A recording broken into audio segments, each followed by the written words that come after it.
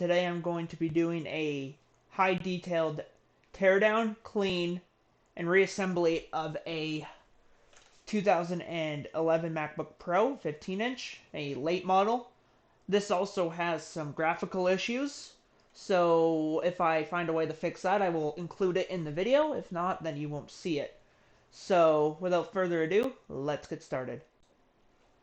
So for this video, the tools you're going to need is a Phillips head screwdriver. I have two different types here. I have Phillips 0 times 50 mil. So you guys can see that there. Focus. It's kind of hard to tell. Then I also have a Phillips 000 times 50 mil. You're also going to need a T8 screwdriver bit, and of course your computer. So, to start, you're going to have to flip the MacBook over. You're going to see a bunch of Phillips head screws along here. There's one missing here. This is how it was when I got this computer. So what you're going to want to do is start deassembling the bottom plate here by removing all these Phillips head screws. And I will be back once this is taken off. So I am on the last two screws here, and these last two screws are longer. As you can see, here's the screw I just took out, and then here is one of the other screws. See, there's quite a difference there. It's kind of hard to tell because the camera won't focus.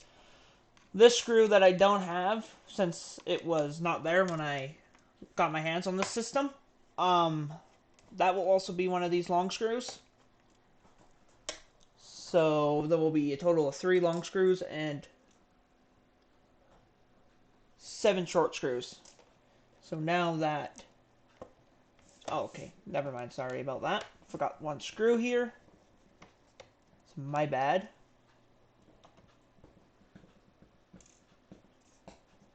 If anything in this at any point feels like it's not going to come off, just double check and make sure you have all the screws off so you don't wreck anything. Because I kind of suck. So, now that we're inside the system, this would normally be an optical drive, but I replaced it. There is no hard drive in this system right now.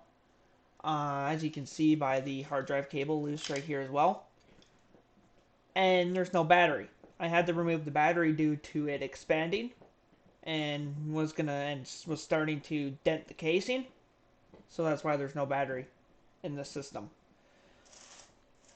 So now that we're in the computer, the first thing you can start doing here is start removing all of these little cables that are all over the motherboard, except for the fan cables, because the fans come up with the board. So you do not have to unplug the fans. You can remove the fans if you want to. I will be removing the fans, but they do come out with the motherboard if you do want to skip a step. It is quite dirty in here. Good thing that this is going to be cleaned. Anyway, so there are a bunch of torque bits as well as Phillips head bits. Here is the MagSafe cable. Sorry, I'll move that a little bit down there. So the MagSafe connector. If the MacBook was plugged in before, like if the MacBook was plugged in overnight and then you just woke up one morning being like, oh hey, I'm going to take apart and clean it, do not touch this if possible. This will hold power, and same goes with the battery connectors on this. You could get electrocuted and be seriously injured if you don't know what you're doing and try and short out the MagSafe connector or the battery connector if you have a battery in the system. This MacBook has not been plugged in a while, and there is no battery plugged in, so I'm good to go. But it will depend on if you have a battery. And have recently charged the system or not. So, the first thing you can do here is lift up these two tabs here and remove the RAM. This is DDR3 RAM. I have 8 gigs installed. Your system may have only one stick installed if you bought like the base model and when you bought it new.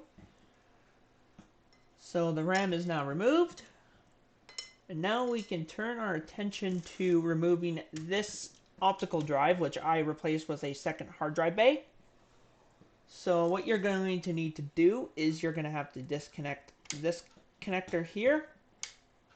So you have to disconnect this connector there, this connector here, and this little connector up here. For some reason, I can't zoom in for you guys. It's just crashes if I try to zoom in, so I'm just going to try my best here. I don't know why this is not focusing, but there's a little cable right here. This cable, be super careful with. This is the backlight for your display. If you accidentally damage this cable, you're done. You will have to replace the whole display, if not, or the backlight if you know how to disassemble displays. I do not. I don't even plan on disassembling the display off this system at all. Just getting the motherboard removed and the case cleared out. So I'm going to remove, and there we go. The cable is removed. Another thing I want to point out is that this MacBook was not properly functioning before I tore this down, so that is why I am willing to take the risk here, because of I'm not really losing any value if this repair doesn't go proper, since it is already not properly functioning. So I'm just removing these screws here.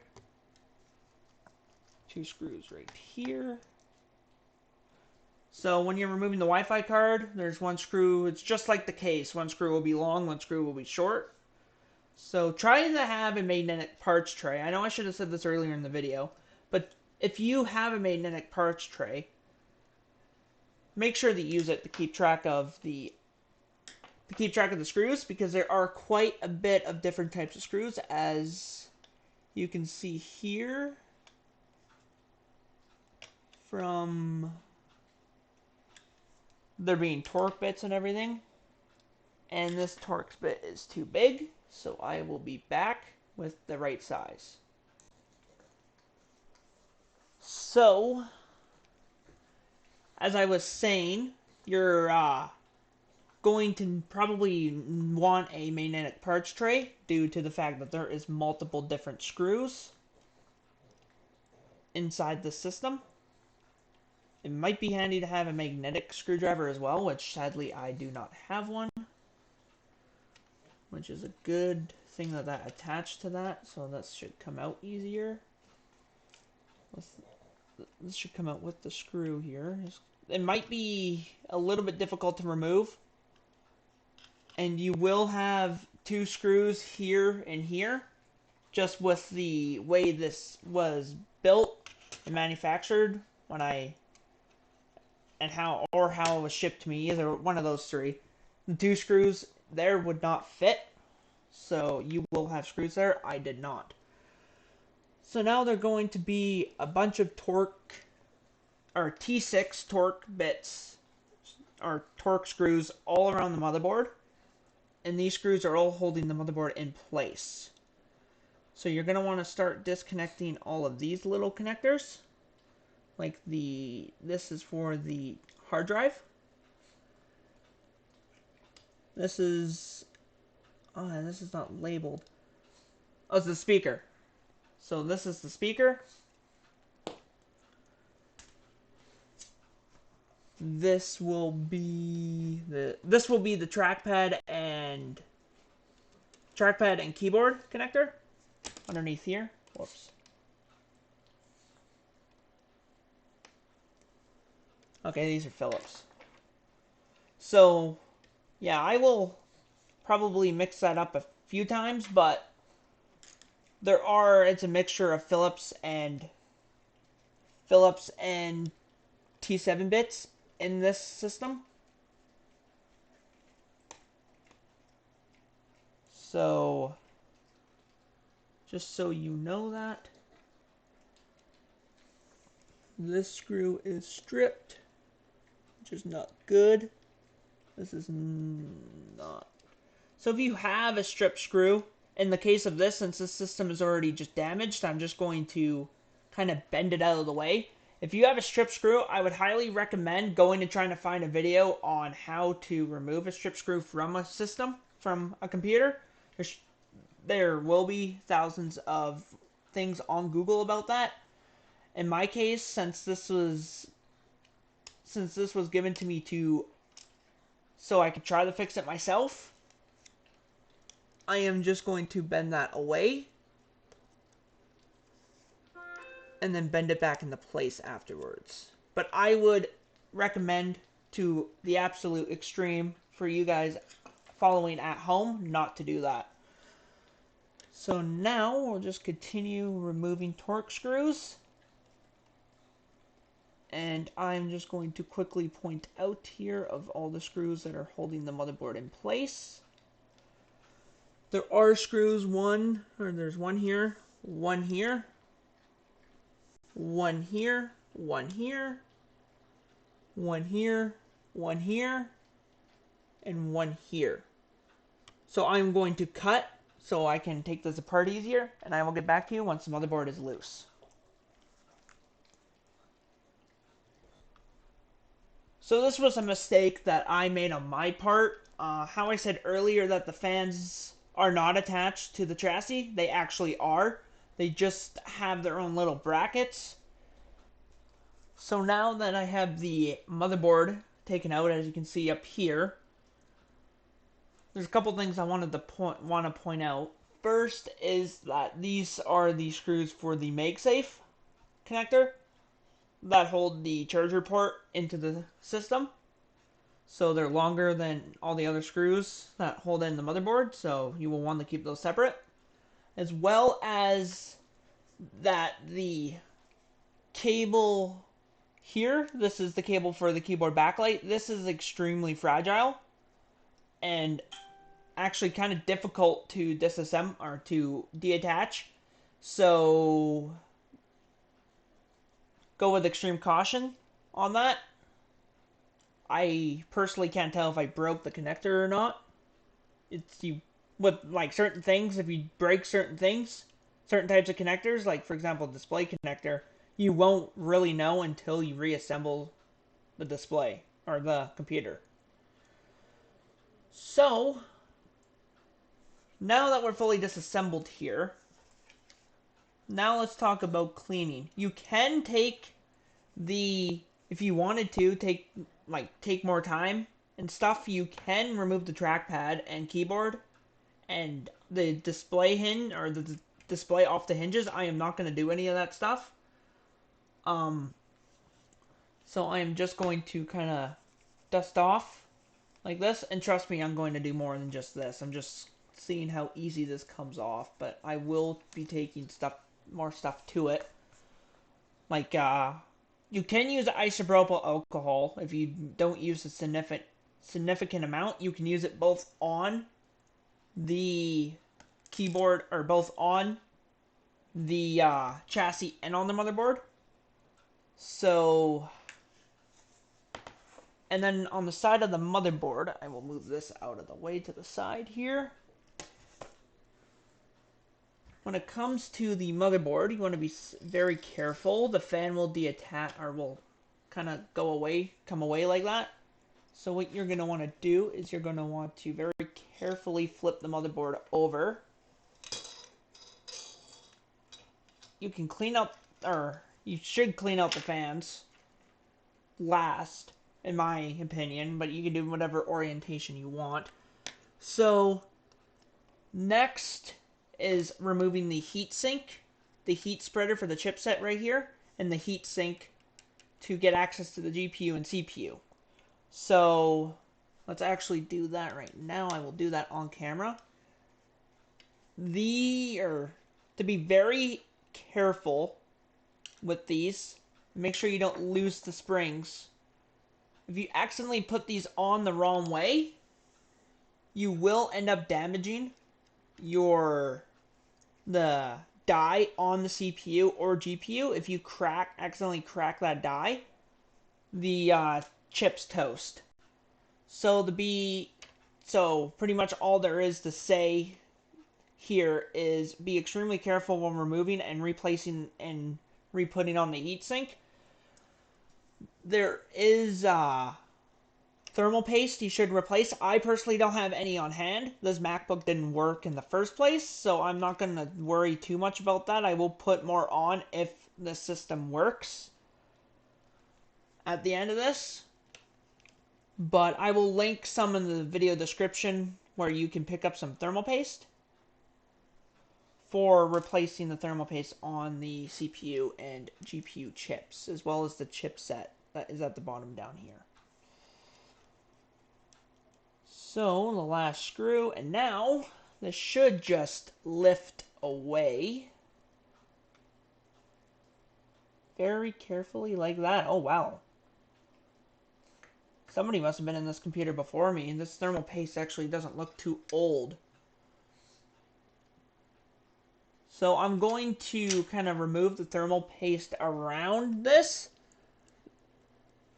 This is the GPU, NVIDIA GPU, and this is the CPU, which in my case was a 2nd Gen Core i7.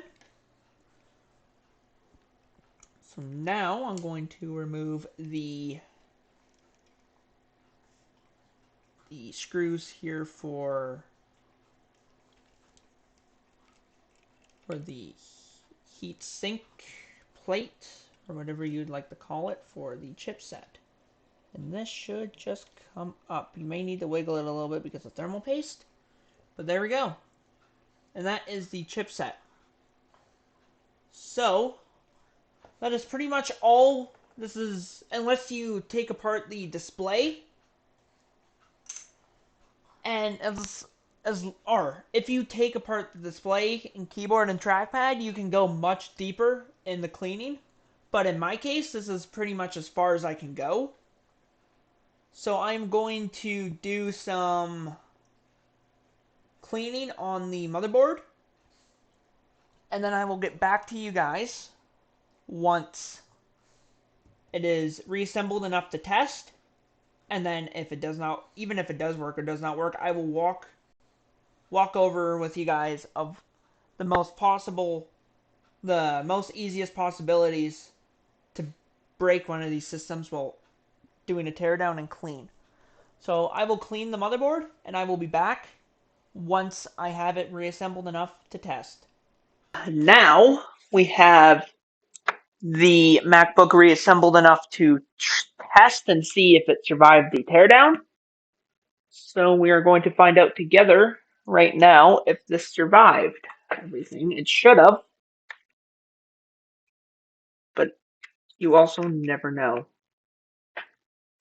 So it is lighting up. It is lighting up there as well. And there we go. She is alive. So I always recommend, before you reassemble, when you're doing this kind of teardowns of pretty much any system, before you put it back together as much as possible, or as little as possible, then test it out. Then put it back together the rest of the way. Because if something happens and you need to go back and look at something, it would be easier to do it.